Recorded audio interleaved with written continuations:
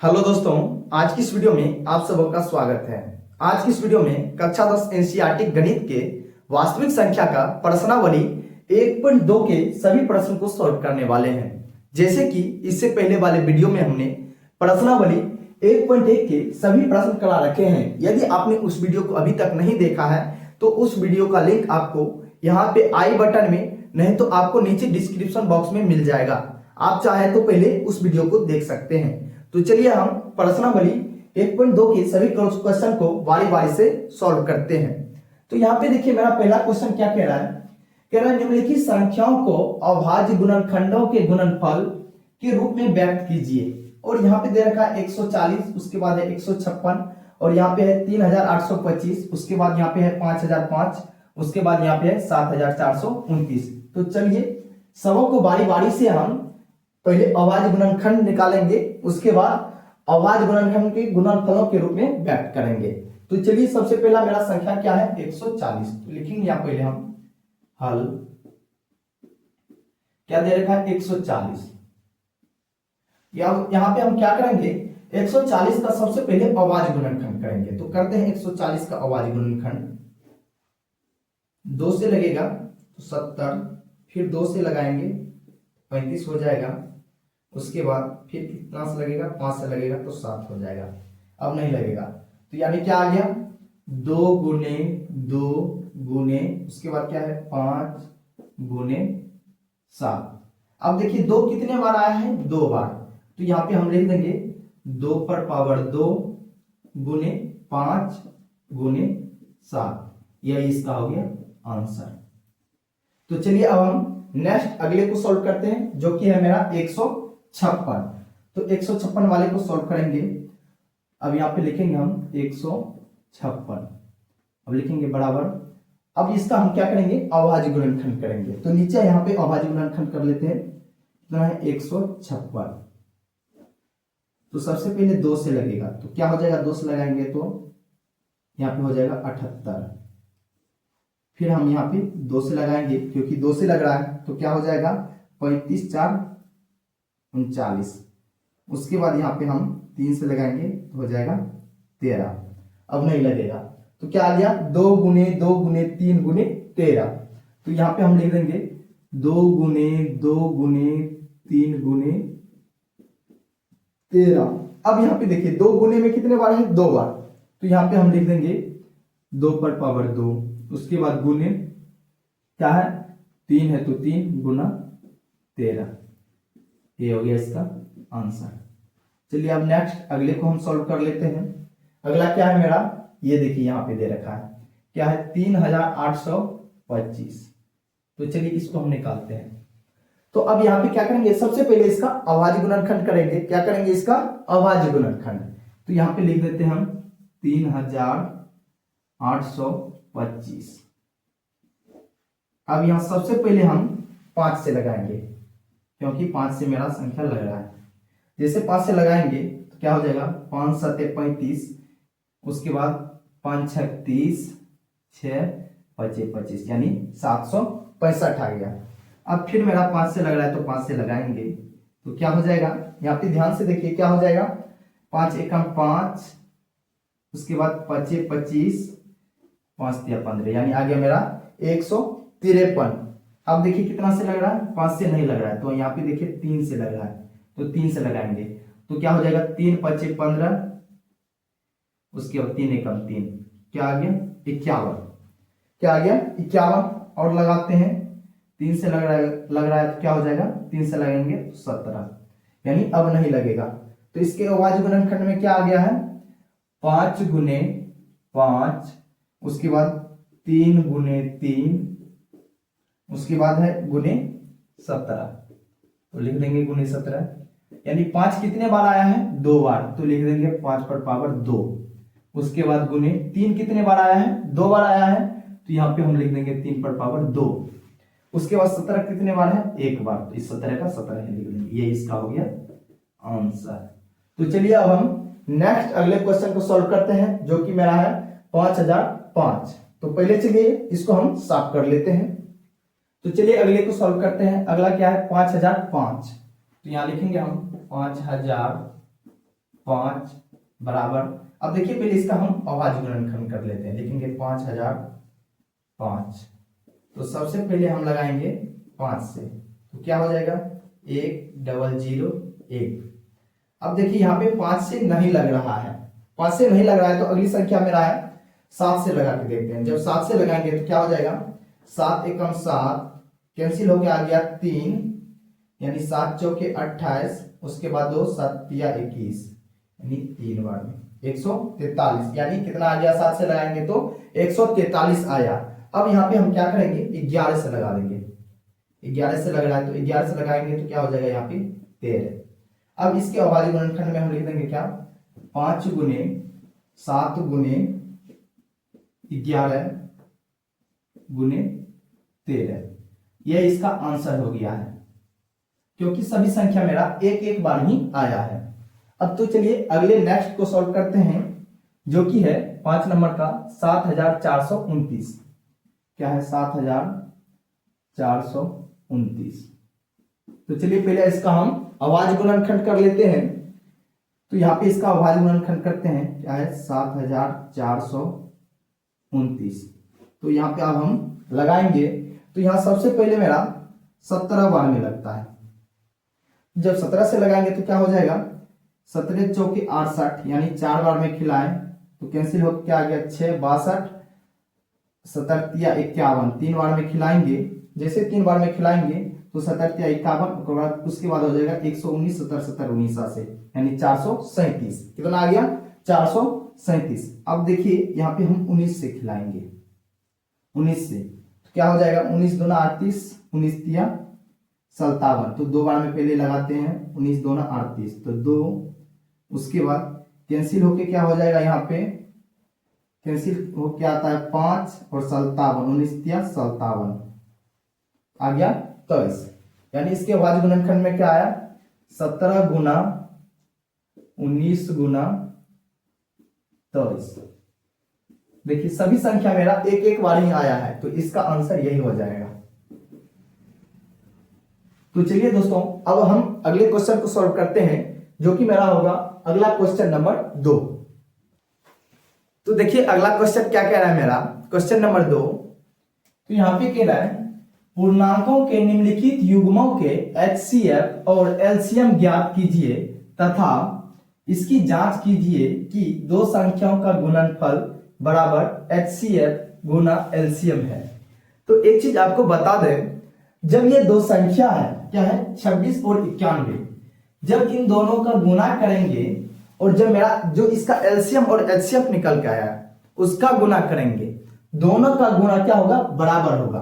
तो एक चीज हमको पता चल गया, दो संख्याओं का गुणनफल बराबर क्या होता है LCM गुने HCF के बराबर होता है। तो चलिए यहाँ पे हम इसको सॉल्व करते हैं। क्या दे रखा है 26 और 91, तो यहां लिखेंगे हम हल। तो क्या दे रखा है 26 और 91। सबसे पहले कह रहा है इसका HCF और LCM ज्ञात करने के लिए यहाँ पे, तो चलिए इसका हम HCF और LCM ज्ञात कर लेते हैं। तो 26 है तो यहाँ पे लिखेंगे 26 और यहाँ पे 91। तो 26 का अभाज्य गुणनखंड क्या हो जाएगा 2 गुने 13, उसके बाद 91 का क्या हो जाएगा, तो 91 का हो जाएगा मेरा 7 गुना 13, क्योंकि 7 गुना जब 13 करेंगे 13 सती 91 होता है। अब यहां पे देखिए जो दोनों में मिलेगा वो हो जाएगा मेरा HCF, और जो नहीं मिलेगा बाकी वो सब मेरा हो जाएगा LCM। तो यहां पे समझते हैं, तो देखिए 13 दोनों में मिल चुका है, तो इसका यानी 26 और 91 का HCF क्या आ गया 13, और कुछ नहीं मिल रहा है। तो यहां पे लिखेंगे हम अतः 26, 91 का HCF क्या आया है 13। तो LCM क्या हो जाएगा, तो देखिए जो दोनों में मिल गया है उसको भी लिखेंगे और जो नहीं मिला उसको भी लिखेंगे, किसमें LCM में। तो यहां लिख देंगे तथा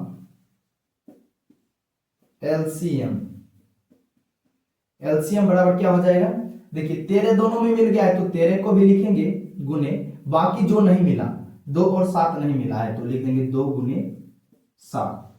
अब यहाँ पे इनको गुना कर देंगे जिससे कि मेरा क्या निकल कर आ जाएगा, एलसीएम। तो यहाँ पे इसका हम गुना करते हैं तो क्या आ जाएगा, 13 दूना 26 और 26 गुना 7 करेंगे तो क्या हो जाएगा, 26 गुना 7 करते हैं, यहां कर लेते हैं 26 गुने 7, 6 सत्ते 42 के 2 बाकी 4, 7 दूना 14, 14 4 18, यानी 182। क्या आ गया मेरा, 182। यानी एलसीएम क्या निकल कर आया, 182। तो 182 एलसीएम आया है और एचसीएफ दोनों चीज निकल चुका है। अब इसका हम क्या करेंगे, जांच करेंगे। तो इधर हम जांच कर लेते हैं, इस साइड हम जांच कर लेते हैं, लिखेंगे जांच,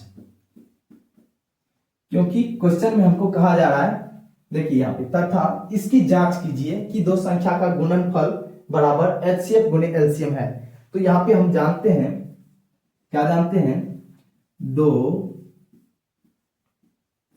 संख्याओं का गुणनफल क्या होता है, HCF गुना LCM।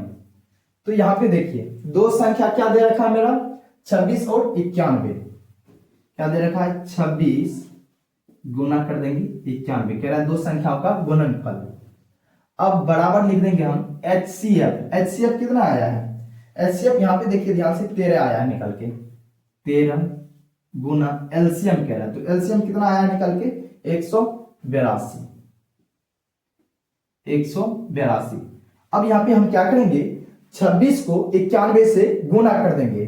जब 26 को हम 91 से गुना करेंगे तो यहां आ जाएगा मेरा 2366। और जब हम इसका गुना करेंगे 23 यानी 13 गुना 182, तो इसका भी गुना मल्टीप्लाई क्या आ जाएगा मेरा, 2366, यानी दोनों तरफ समान अंक आ चुका है। यानी मेरा सवाल जो सोल्यूशन है बिल्कुल सही है। तो चलिए अब हम नेक्स्ट अगले को सॉल्व करते हैं। अगला क्या है मेरा, 510 और 92। तो पहले इसको हम मिटा देते हैं।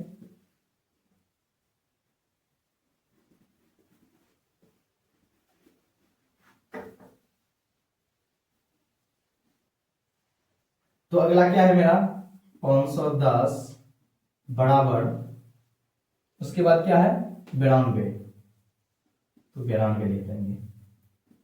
अब यहां पे देखिए 510 का अभाज्य गुणनखंड करते हैं तो क्या आता है, 510 का क्या करेंगे, अभाज्य गुणनखंड, पहले से 2 से लगाएंगे तो आ जाएगा मेरा 255। अब यहाँ पे क्या करेंगे, 5 से लगाएंगे, 5 से लगाएंगे, 5 25, 5 एकम 5। अब कितना से लग जाएगा, 3 से लग जाएगा तो क्या हो जाएगा 17। अब नहीं लगेगा तो क्या आया, 2 गुने 5 गुने 3 गुने 17, तो लिख देंगे 2 गुने 5 गुने 3 गुने 17। तो अब इसको हम मिटाते हैं। अगला क्या है मेरा 92। तो 92 का करते हैं तो क्या हो जाएगा, 2 गुने 23, क्या हो जाएगा 23, क्योंकि 23 दूना 46, 46 दूना 2 करेंगे तो क्या हो जाएगा 92। तो चलिए यहां पे देखते हैं, अब लिखेंगे हम, अतः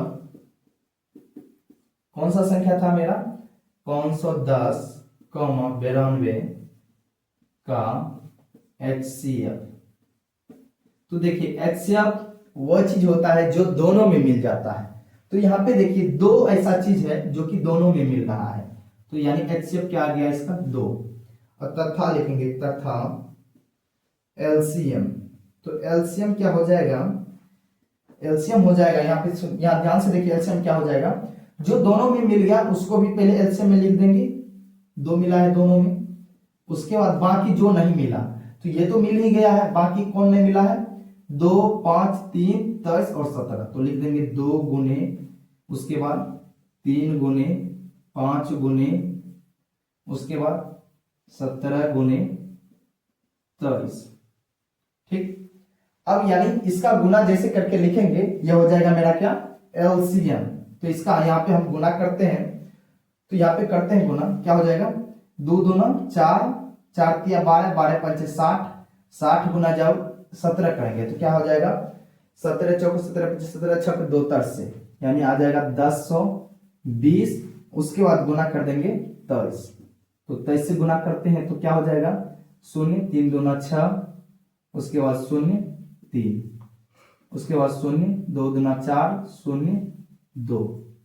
अब इसको जोड़ते हैं, जो 2 यानी 0 6 यानी 4 3 2, यानी आ गया कितना 23,460। एलसीएम कितना निकल कर आया है 23,460। तो यहाँ पे हम लिख देते हैं एलसीएम इसका 23,460, यानी ये इसका एलसीएम है। तो अब इसको जांच भी करना है, तो चलिए इधर हम जांच कर लेते हैं, इस साइड हम जांच कर लेंगे, लिखेंगे जांच जांच। तो जांच में क्या करना है, हमको पता है क्या होता है, दो संख्याओं का गुणनफल क्या होता है, दो संख्याओं का गुणनफल बराबर क्या होता है, HCF गुना LCM। अब यहां पे देखिए दो संख्या क्या दे रखा है, 510 और 92। तो लिख देंगे 510 गुने 92, यानी कह रहा है गुणनफल मतलब गुना। उसके बाद क्या है HCF, तो HCF कितना आया है 2 गुने LCM, तो LCM कितना आया है 23,460। यहां लिख देंगे हम 23,460। अब यहां पे गुना करके लिख देंगे, तो गुना करने के बाद क्या हो जाएगा मेरा, तो गुना करने के बाद हो जाएगा 0, उसके बाद 6 दूना 12, 12 1 2 बाकी 1, 4 दूना 8 1 9, उसके बाद 3 दूना 6, 2 दूना 4, यानी 46,920। इसका भी गुना करेंगे तो उतना ही आया, और इसका भी करेंगे तो क्या आएगा 46,920, यानी दोनों तरफ समान आ चुका है 46,920। ये मेरा सोल्यूशन बिल्कुल सही है। तो चलिए अब हम नेक्स्ट अगले को सॉल्व करते हैं, जो कि है 336 और 54। तो पहले इसको हम साफ करते हैं।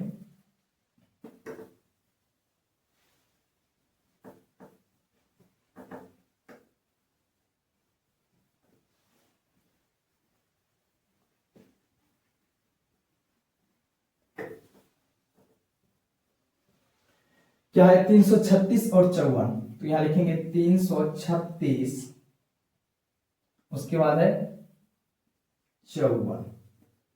अब बराबर लिखेंगे।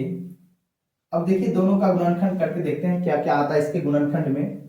तो पहले 336 का करते हैं, ठीक, तो 2 से लगाते हैं 150, उसके बाद हो जाएगा यहाँ टोटल 168, फिर 2 से लगाएंगे तो क्या हो जाएगा 16 का 8, और 8 का क्या हो जाएगा 4, फिर 2 से लगाएंगे तो क्या हो जाएगा 8 का आ जाएगा 4, और 4 का आ जाएगा 2, फिर यहाँ 2 से ही लग रहा है तो क्या हो जाएगा 4 का हो जाएगा 2, 2 का हो जाएगा 1, उसके बाद लगाएंगे 3 से लगाएंगे तो यहाँ आ जाएगा 7, यानी क्या आ गया 2 गुने 2 गुने 2 गुने 2, 2 कितने बार आया है 1 2 3 4 बार, तो लिख दिए।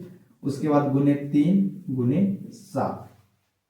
अब देखिए हम 54 का गुणनखंड कर लेंगे, तो 54 के गुणनखंड में क्या आता है, तो यहाँ पे देखिए 54 में जब 2 से खिलाएंगे क्या आ जाएगा 28, 28 में फिर हम 2 से खिला देंगे तो क्या आ जाएगा 14, 14 में फिर हम 2 से खिला देंगे तो क्या आ जाएगा 7, तो यहाँ लिख देते हैं 7।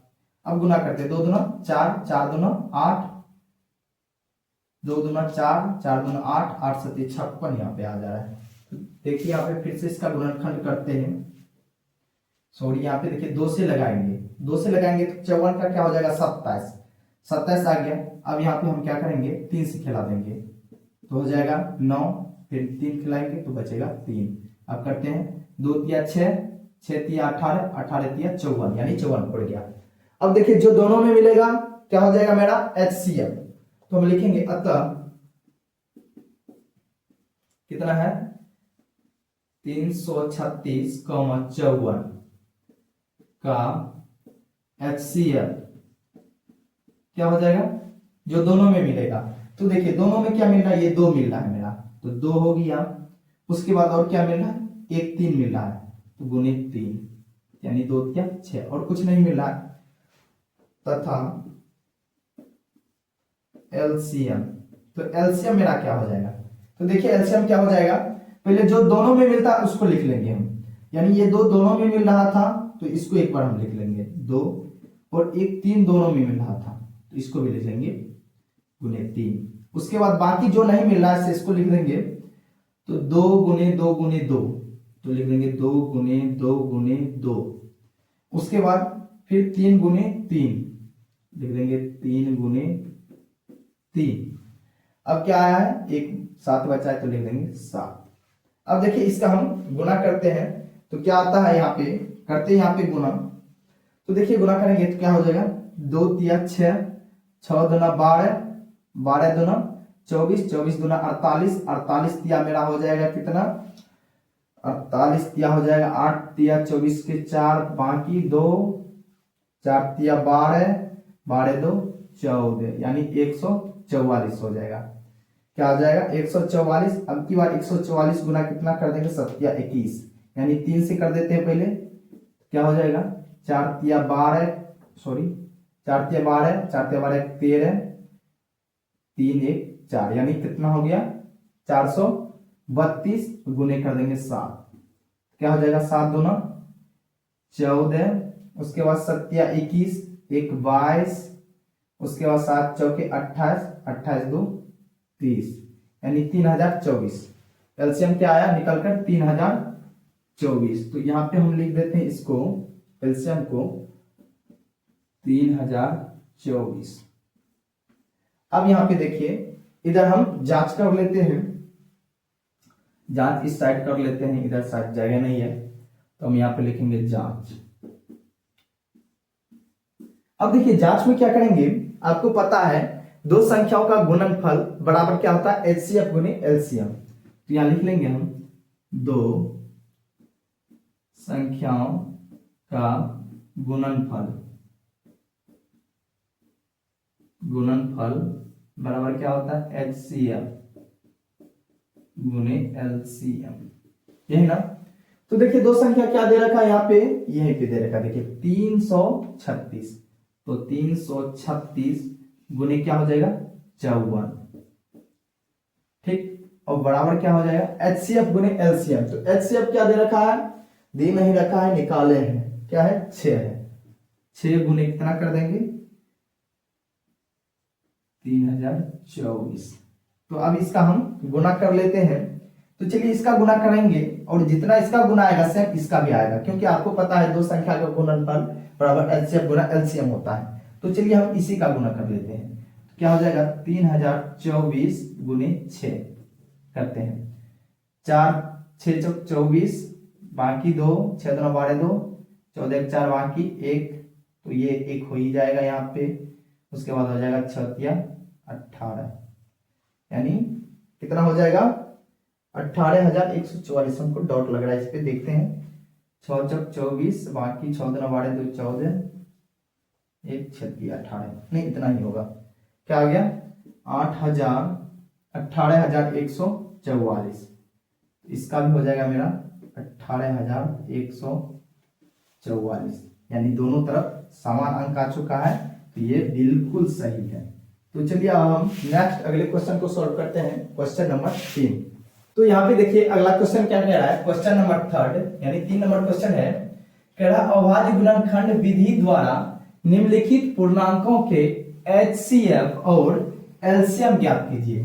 तो यहाँ पे कह रहा है अभाज्य गुणनखंड विधि द्वारा इसका ये जो संख्या दे रखा है इन सबों का एलसीएम और एचसीएफ ज्ञात करने के लिए, तो चलिए इसका एचसीएफ और एलसीएम ज्ञात करते हैं। लिखेंगे हल, क्या है 12 दे रखा है, उसके बाद क्या दे रखा है 15 दे रखा है, उसके बाद दे रखा है 21। तो लिखेंगे 12 का अभाज्य गुणनखंड क्या हो जाएगा 2 गुने 2 गुने 3, यानी 2 दूना 4 या 12। तो 15 का क्या हो जाएगा 5 गुने 3, 21 का क्या हो जाएगा 7 गुने 3, यानी ये इसका हो गया अभाज्य गुणनखंड। अब देखिए एचसीएफ क्या होगा, जो तीनों में मिलेगा वो हो जाएगा मेरा एचसीएफ, और एलसीएम होगा जो नहीं मिला और बाकी जो बच गया। जैसे यहां पे देखिए लिखेंगे अब हम अतः क्या क्या संख्या है 12, 15 और क्या है 21 का HCF। तो HCF क्या हो जाएगा, जो तीनों में मिल जाएगा। तो देखिए तीनों में कौन मिल रहा है, 3 मिल रहा है, तो 3 इसका हो जाएगा HCF, LCM क्या हो जाएगा। तो एलसीएम देखिए जो मिल गया तीनों में उसको एक बार हम लिख देंगे 3, और बाकी जो नहीं मिला तो इसको लिख देंगे गुने 2 गुने 2, 2 गुने 2, उसके बाद 5 गुने 7 लिख देंगे 5 गुने 7। अब इसका हम गुना कर लेते हैं। तो गुना करेंगे तो क्या हो जाएगा, करते 2 दूना 4 5 20, 20 हो गया यहाँ पे। उसके बाद 7 21, 21 दूना 42, यानी आ गया इसका गुना 420। गुना करने के बाद क्या आ गया 420, यानी मेरा एलसीएम निकल के आया 420 और एचसीएफ क्या आया 3। तो चलिए अब हम अगले इसको सॉल्व करते हैं। क्या है 17, 21 और 29। तो लिखेंगे 17, 23 और 29। तो यहां पे करते हैं तो 17 को क्या लिख सकते हैं, 17 का अभाज्य गुणनखंड कुछ नहीं होगा, यानी 17 गुना 1 लिख सकते हैं। इसको 17 गुने 1 लिख सकते हैं, नहीं कुछ तो 1 गुने में लिख सकते हैं हम। 23 का भी गुणनखंड ना होगा तो 23 गुना 1 लिख देंगे, और 29 का भी नहीं होगा तो 29 गुना क्या लिख देंगे 1। अब देखिए 1 क्या है, तीनों में मिल रहा है, तो इसका हो जाएगा HCF। तो हम लिखेंगे अतः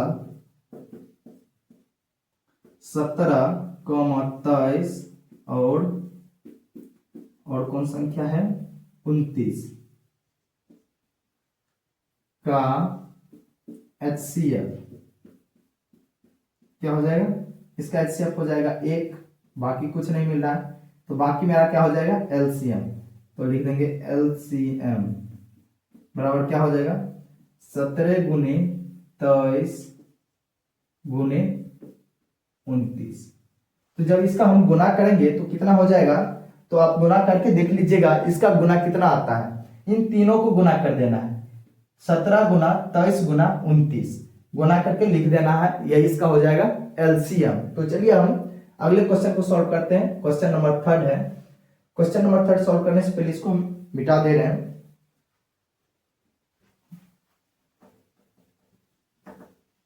तो देखिए 3 क्या है मेरा, 3 है 8, उसके बाद है 9, उसके बाद है 25। तो देखिए 8 को क्या लिख सकते हैं हम 2 गुने 2 गुने 2, नहीं कुछ तो गुना में 1 अपने मन से हम लिख सकते हैं। अब देखिए 9 को क्या लिख सकते हैं 3 गुने 3, एक कुछ तो 1 लिख सकते हैं। 25 को क्या लिख सकते हैं 5 गुने 5 गुने 1 गुना 1। अब देखिए यहाँ पे क्या मिल रहा है, टोटल में सभी में 1 मेरा मिल रहा है, यानी 1 कॉमन आ रहा है तो 1 मिल रहा है, तो HCF क्या हो जाएगा इसका 1। तो लिखेंगे हम अतः क्या है संख्या 8, 9, 25 का HCF क्या हो जाएगा 1। LCM क्या हो जाएगा, तो LCM हो जाएगा, तो देखिए यहाँ पे बाकी कुछ तो मिला ही नहीं है, तो LCM इसका हो जाएगा 2 गुने 2 गुने 2, उसके बाद है 3 गुने 3, उसके बाद है 5 गुने 5। तो चलिए अब हम इसका गुना करते हैं तो कितना आता है इसका LCM निकल कर। तो देखिए करते 2 दूना 4, 4 दूना 8, 8 पंचे 40, 40 पंचे 200, 200 गुना 6 करेंगे तो कितना आ जाएगा, तो 200 गुना 6 करेंगे तो हो जाएगा मेरा 12, यानी 200 गुना 3 करेंगे, 200 गुना 3 करेंगे तो हो जाएगा 600, 6 1800, यानी इसका LCM निकल कर आ गया 1800। तो चलिए अब हम अगले नेक्स्ट चौथे नंबर क्वेश्चन को सॉल्व करते हैं। तो देखिए यहाँ पे क्वेश्चन नंबर 4 क्या दे रखा है, कह रहा है HCF 306, 657 बराबर 9, यानी ये जो दो संख्या दे रखा है इसका HCF दे रखा है 9। उसके बाद क्या रहा LCM 306, 657 का ज्ञात करने के लिए, यानी कहा जाए तो इसका 306 उसके बाद 657 का मेरा HCF दे रखा है, कह रहा 306, 657 का LCM ज्ञात करने के लिए। तो चलिए इसको हम सॉल्व करते हैं। लिखेंगे हल अब यहाँ पे देखिए क्या दे रखा है, इसका HCF दे रखा है, यानी पहली संख्या भी दे रखा है, पहली संख्या क्या दे रखा है 306 मान लेते हैं। उसके बाद दूसरी संख्या भी दे रखा है, दूसरी संख्या, तो दूसरी संख्या क्या दे रखा है 657। ठीक, उसके बाद इसका HCF भी दे रखा है, HCF क्या दे रखा है 9।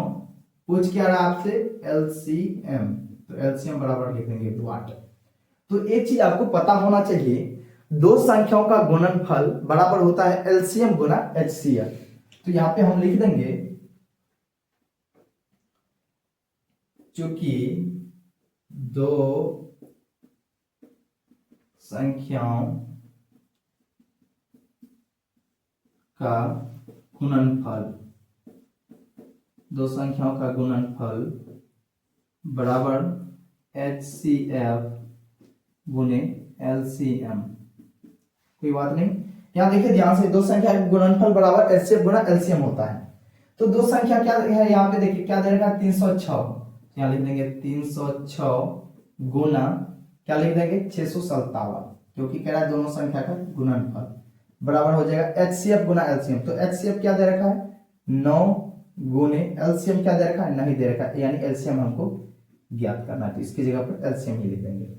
अब देखिए यहाँ पे 9 इधर गुना में, जैसे बराबर की साइड आएगा तो हो जाएगा भाग में, यानी 306 गुना 657 बट्टा में क्या हो जाएगा 9 बराबर LCM, यानी इसका सोल्यूशन करेंगे तो LCM मेरा निकल कर आएगा। तो चलिए इसको हम काटते हैं, इससे कट रहा है तो 9 तिया की 27, 3 बार में पहले कटा, उसके बाद कैंसिल हो जाएगा 3 और उसके बाद 9 चौक 36, यानी आ गया 34। अब 34 गुना 657 करेंगे, जितना आएगा वही हो जाएगा इसका LCM। तो इधर हम गुना कर लेते हैं, 657 गुना कितना करना है 34। तो देखिए करते हैं, 7 चौके 28, बाकी का 2, 4 पंचे 20, 20 2 22, सॉरी 20 2 22 का हो जाएगा 2। उसके बाद 6 चौक 24, 24 2 26। उसके बाद 7 21 के 1 बाकी 2, 5 15 2 17। उसके बाद बाकी 1, 6 3 18, 18 1 19। अब इसको हम ऐड कर देंगे 8 3, अब 7 6 13 3, बाकी 1, 9 2 11 1 12 हो जाएगा। उसके बाद 1 1 2 हो जाएगा, क्या आ गया 22,338। यानी ये जो LCM निकल कर आया है क्या आया है 22,000, तो लिख देंगे 22,338 बराबर LCM। तो यहाँ पे LCM ज्ञात करने के लिए कह रहा था, और यहाँ पे हम बिल्कुल आसान तरीके से इसका LCM निकाल दिए हैं। तो चलिए अब हम नेक्स्ट अगले क्वेश्चन को सॉल्व करते हैं, क्वेश्चन नंबर 5। देखिए अगला क्वेश्चन क्या कह रहा है, क्वेश्चन नंबर 5 कह रहा है जांच कीजिए कि क्या किसी प्राकृत संख्या n के लिए 6 पर पावर n अंक शून्य पर समाप्त होती है। तो चलिए इसका हम जांच कर लेते हैं। तो एक चीज आपको पता होना चाहिए, किसी भी संख्या को शून्य पर समाप्त होने के लिए उसके गुना में कम से कम एक बार 2 और 5 आना जरूरी है। जैसे मान लीजिए कोई संख्या लेते हैं 10, शून्य पर समाप्त होता है, तो इसके गुना में 2 और 5 आता है। तो 20 भी लेते हैं या 30 लेते हैं, 30 में देखिए इसका गुणनखंड क्या होता है 2 गुने 3 गुने 5। तो देखिए इसमें भी एक बार 2 और 5 आया है। तो यहाँ पे हमको पूछा जा रहा है कह 6n अंक शून्य पर समाप्त हो सकता है। तो देख लेते हैं हम, यहाँ पे क्या दे रखा है मेरा, लिखेंगे हल। अब देखिए 6n, तो इसको हम लिख सकते हैं 2 गुने 3 इंटू पावर n, यानी पावर n इस पर लिख सकते हैं। अब देखिए ये शून्य पर समाप्त नहीं होगा, यानी पावर n के जगह पर कोई भी प्राकृतिक संख्या केड़ा लेने के लिए, अगर मान के चलिए यहाँ पे हम 2 लेते हैं, तो यानी 2 लेते हैं तो क्या आ जाएगा 36 आ जाएगा। 36 का भी जब हम करेंगे गुणनखंड करेंगे तो ये शून्य पर समाप्त, यानी इसमें 2 और 5 नहीं आएगा। तो यहाँ पे हम भाषा बना के लिख देंगे, क्या लिखेंगे भाषा बनाकर, हटाने वाला भाषा बना के यहाँ पे हम लिखेंगे तो यहां पे लिखते हैं, लिखेंगे किसी संख्या को शून्य पर समाप्त होने के लिए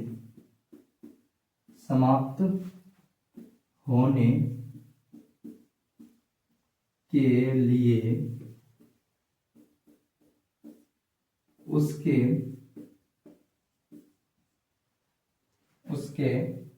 गुणनखंड में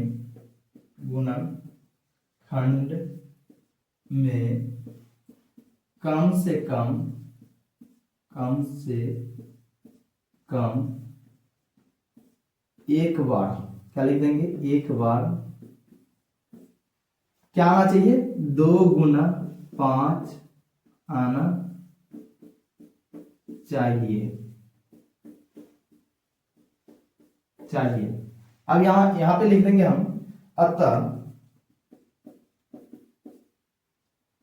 क्या है, 6n के गुणनखंड में क्या आया, देखिए यहां पे 6n के गुणनखंड में क्या आया है, 2 गुने 3 पर पावर n आता है लिखेंगे। इसलिए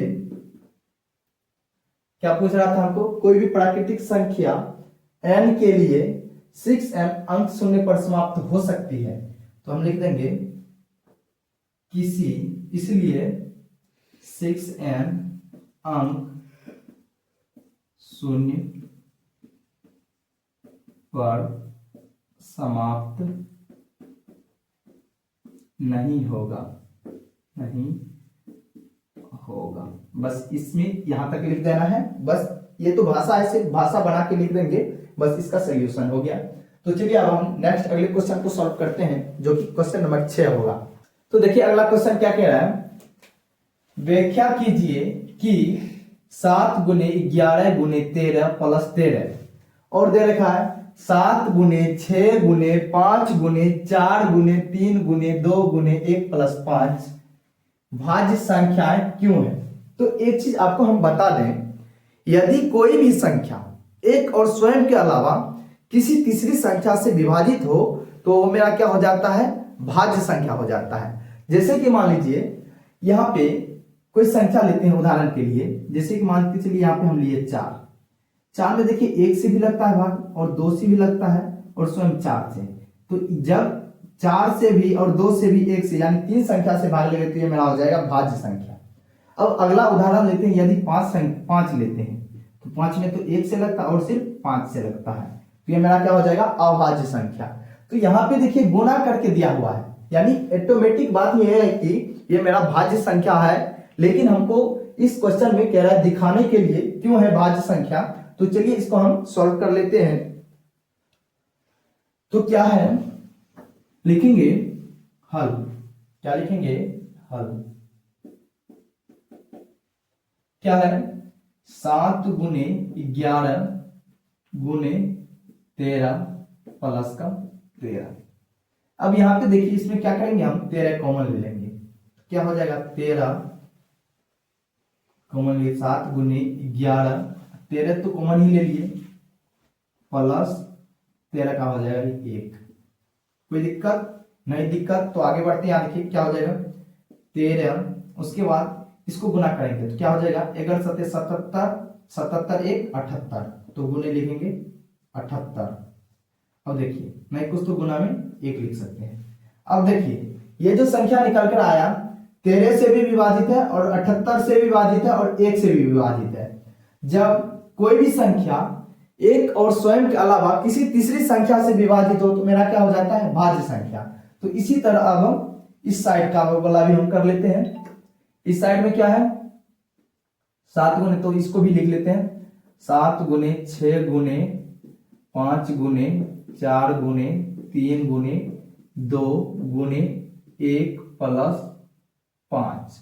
अब देखिए यहां पे क्या करेंगे, हम 5 कॉमन ले लेंगे।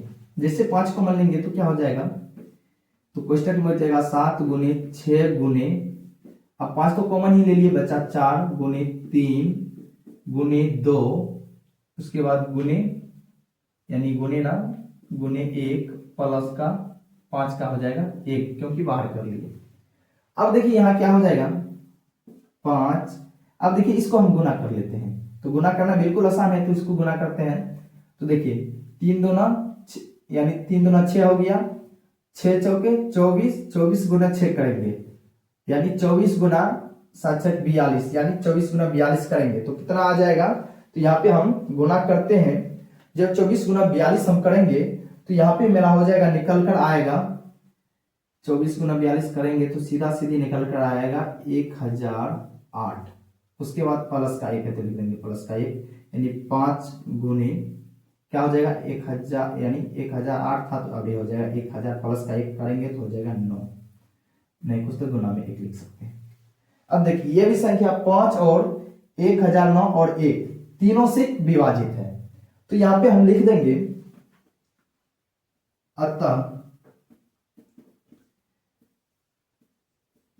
इसका गुणनखंड क्या है 2 से ज्यादा है, इसलिए यह क्या है भाज्य संख्या है। क्या है भाज्य संख्या है। तो चलिए अब अगले क्वेश्चन को हम सॉल्व कर लेते हैं। तो देखिए अगला क्वेश्चन क्या है, अगला क्वेश्चन को हम बोर्ड पर नहीं लिखे, क्वेश्चन बहुत लंबा है लेकिन सोल्यूशन बहुत छोटा है, तो इसलिए हम क्वेश्चन को यहाँ पे पढ़ लेते हैं। कह रहा है किसी खेल के मैदान के चारों ओर एक वृत्ताकार पथ है, यानी एक मान लीजिए एक मैदान खेल के मैदान है, इसके चारों ओर वृत्ताकार क्या है पथ है, यानी ये पथ यानी रास्ता है, ध्यान से समझिए।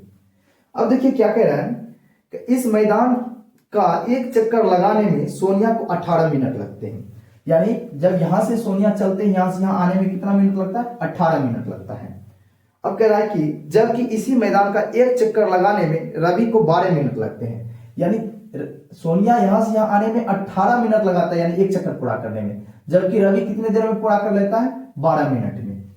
अब यहां पे क्या कह रहा है, मान लीजिए वह दोनों एक ही स्थान से यानी एक ही स्थान और एक ही समय पर चलना प्रारंभ करके एक ही दिशा में चलते हैं तो कितने समय बाद पुनः प्रारंभिक स्थान पर मिलेंगे।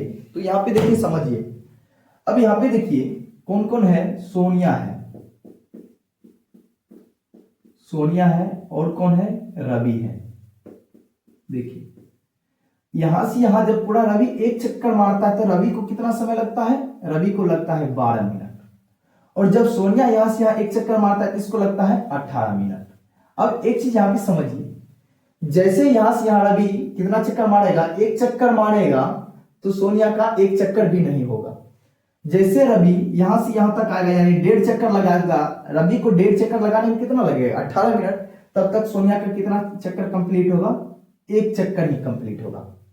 अब देखिए जैसे रवि फिर यहां से यहां आएगा यानी तीसरा चक्कर पूरा आएगा, तो तीसरा चक्कर में जैसे 3 चक्कर पूरा करेगा इसको कितना समय लग जाएगा 12 या 36 यानी 36 मिनट लग जाएगा। और सोनिया को कितना चक्कर पुड़ेगा, सोनिया का पुड़ेगा 2 चक्कर, 18 दूना 36, यानी दोनों पुनः फिर उस बिंदु पर आके मिल जाएगा। तो कितने मिनट में 36 मिनट में। तो इसका हम एलसीएम ज्ञात कर लेते हैं, बिल्कुल आसान है। जब इस तरह के सवाल है तो एक स्थान पर मिलने का बात किया जा रहा है तो इसका हम एलसीएम ज्ञात कर लेते हैं। तो देखिए क्या है 18, 12 का क्या करेंगे एलसीएम ज्ञात कर लेंगे, तो क्या हो जाएगा 2 से लगाएंगे 9, यहाँ पे हो जाएगा 6, फिर 2 से लगाएंगे 9, यहाँ हो जाएगा 3, 3 से लगेगा 3 और यहाँ हो जाएगा 1, 3 से लगा देते हैं 1, 1, 2 दूना 4, 4 तिया 12, 12 तिया 36, यानी हम लिख लेंगे 36 मिनट बाद पुनः दोनों एक बिंदु पर मिलेंगे। हम लिख देते हैं 36 मिनट बाद दोनों पुनः एक बिंदु पर मिलेंगे, एक बिंदु पर मिलेंगे मिलेंगे। इसका सॉल्यूशन पूरा कंप्लीट हो गया। दोस्तों चैनल पर पहली बार आए तो चैनल को जरूर से सब्सक्राइब कर लें, क्योंकि कक्षा 10 के रिलेटेड वीडियो इस तरह आपको इस चैनल पर मिलते रहेंगे। मिलते हैं नेक्स्ट वीडियो में, तब तक के लिए जय हिंद।